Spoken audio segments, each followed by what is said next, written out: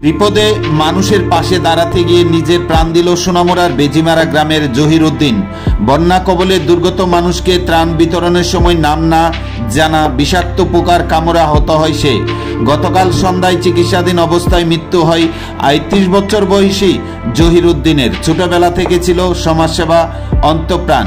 বন্যার মতো দুর্যোগে মানুষের বিপদের দিনে সেই দায়িত্ববোধ থেকে নিজেকে আর ঘরে গুটিয়ে রাখতে পারছিলেন না সোনামুড়া বেজিমারা গ্রামের জহির উদ্দিন। নিজের গ্রাম সহ সোনামুড়া মহকুমার বেশিরভাগ অঞ্চল বন্যার জলে প্লাবিত।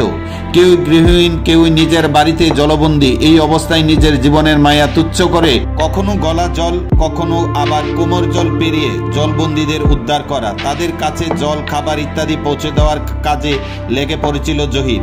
সেই কাজ করতে গিয়ে জলের ভেতরে লুকিয়ে থাকা বিষাক্ত কোনো পোকা কামড় দেয় পরোপকারী সেই যুবকটিকে। স্থানীয় হাসপাতাল সোনামুড়া মহকুমা হাসপাতাল হয়ে জীবী। পরবর্তী সময়ে রাজ্যের একটি বেসরকারি হাসপাতালে জহিরকে ভর্তি করানো হলেও শেষ রক্ষা হয়নি। গতকাল সেখানে চিকিৎসাধীন অবস্থায় মৃত্যু হয়। একটি ছোট্ট ছেলে ও মেয়ে রয়েছে জহিরের। ছোট থেকেই মাতৃহারা ছেলেটি যুক্ত ছিল বিভিন্ন সামাজিক সংস্থার সাথে, আর এই সমাজসেবা করতে গিয়ে মৃত্যু হলো ছেলেটির।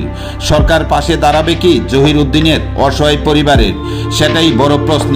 সোমবার বিকেল 4:30 হাজারো লোকের উপস্থিতিতে কবরস্থ করা হয় পরোপকারী জহির উদ্দিনকে। গোটা এলাকায় নেমে আসে শোকের ছায়া।